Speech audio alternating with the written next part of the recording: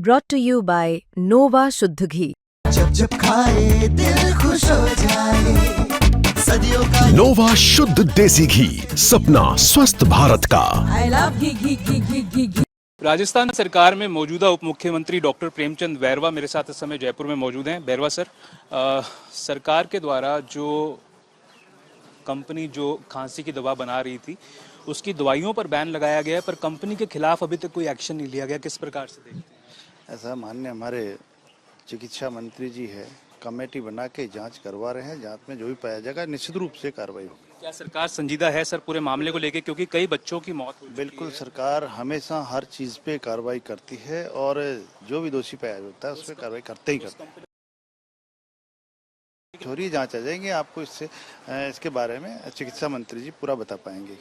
एक आखिरी सवाल सर, कुछ बच्चे अभी भी बीमार हैं सर, और आपको लगता है कि तो यहाँ पे आप देख सकते हैं कि उप मुख्यमंत्री डॉक्टर प्रेमचंद बैरवा यहाँ पर कहते हुए साफ तौर पर कि जांच कमेटी बना दी गई है और जांच की जो रिपोर्ट आएगी उसके बेसिस पर एक्शन लिया जाएगा। कैमरा पर्सन मनोज के साथ देवंकुर वधावन, जयपुर।